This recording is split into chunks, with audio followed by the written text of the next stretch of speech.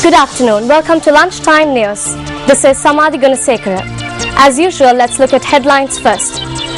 The All-Ireland Common Fisheries Federation charges that the government has not taken steps so far to provide compensation for the fishing families affected by the recent inclement weather in the island nation. Convener of the All-Ireland Common Fisheries Federation, Ratmagay, said that the month has now passed since yesterday.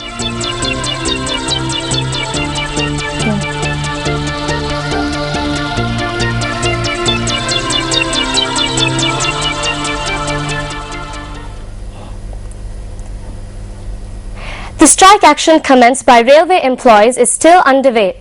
Passengers have been severely inconvenienced as a result since morning.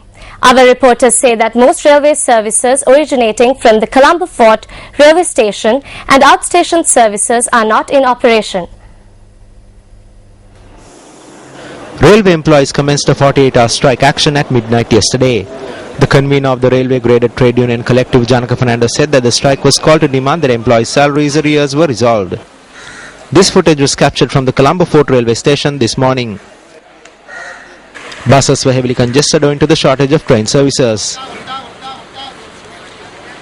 This footage was captured from the Ratmalana railway station this morning. The situation was the same in outstation areas. Our reporter said that 9 services that were to ply from Galle to Colombo and Matara from 7:30 this morning did not function. The Anuradhapura railway station too appeared deserted as a result of the railway employees' strike. The Kaltura bus stop was heavily overcrowded as a result of the lack of railway services.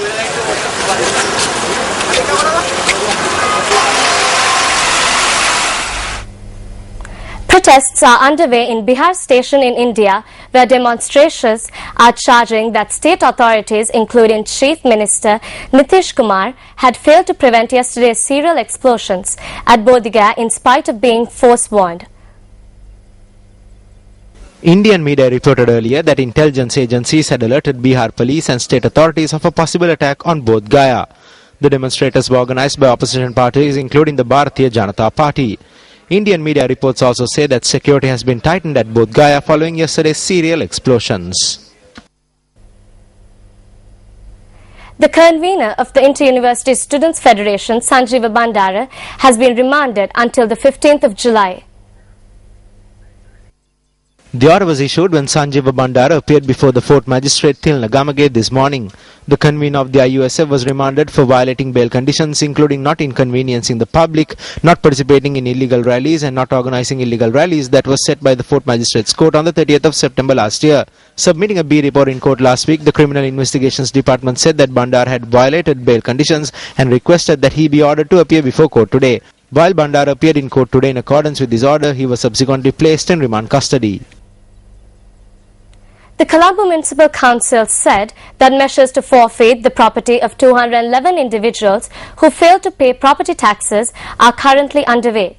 The commissioners of the Colombo Municipal Council, Padrani Jayawardena, said that the council would be able to auction the current assets of these individuals and obtain funds or acquire their fixed assets.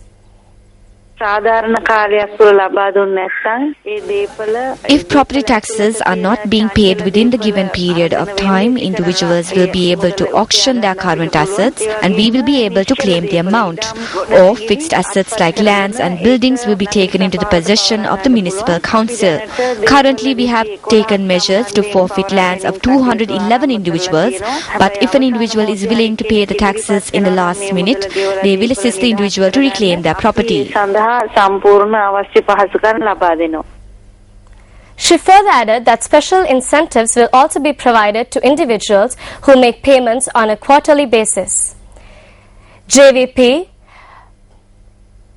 Politburo member MP Sunil Hinduvati says that the government is not resolving the real problems facing the country. He expressed these views at a public rally held in Algama, Varkapola yesterday.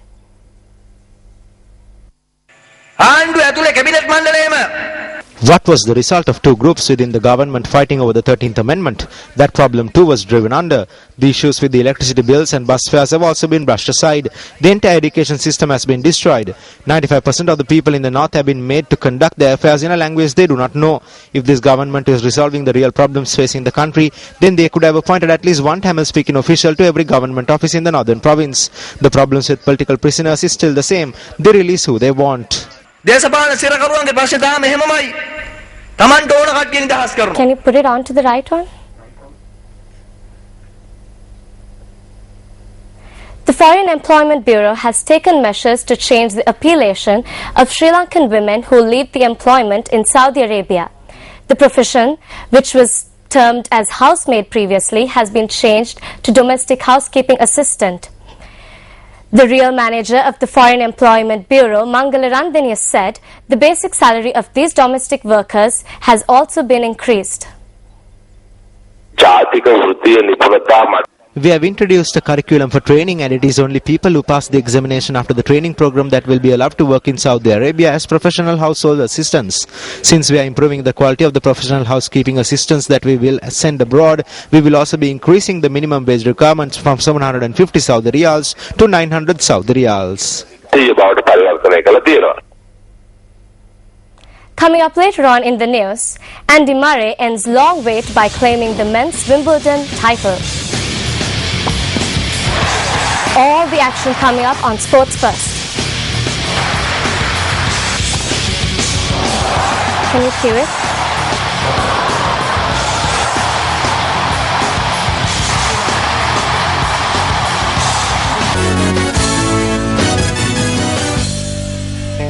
Next is the sports theme.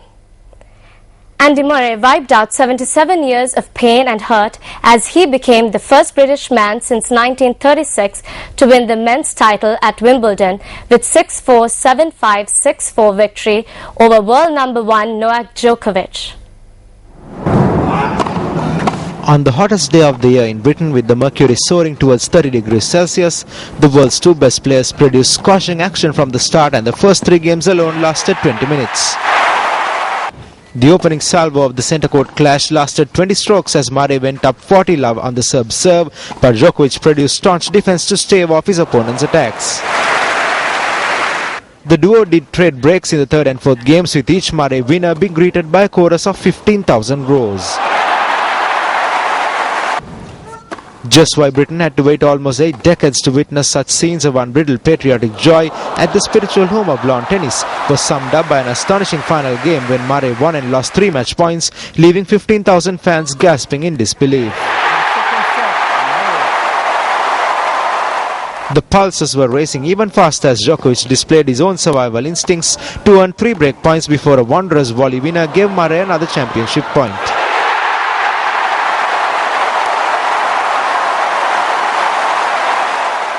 This time Djokovic could not deny him. The Serb dragged a backhand into the net after yet another lengthy exchange, as Murray took 3 hours and 9 minutes to finally toss his racket to the famous turf. 6-4,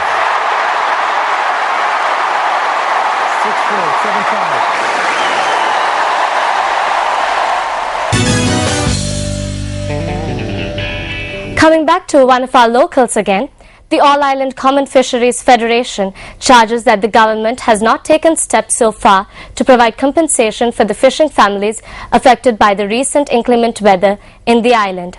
National convener of the All Ireland Common Fisheries Federation, Ratna Gamage, said that a month has now passed since the tragedy. Gamage said the fishing community has faced great difficulties as the inclement weather has had an adverse effect on their livelihood. As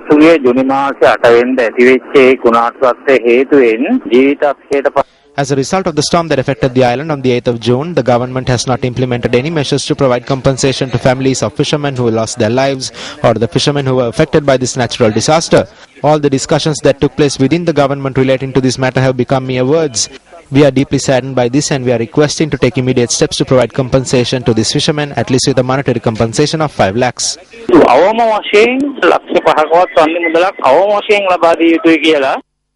In response, Minister of Disaster Management Mahinda Amaraweera had this to say. We have given 3 months supply of dry rations. We have also given compensation to families of those who lost their lives. Now, in order for the Department of Fisheries to give compensation to individuals, we need verification from a relative of the victim that they had indeed lost their lives and fishing vessels and so on.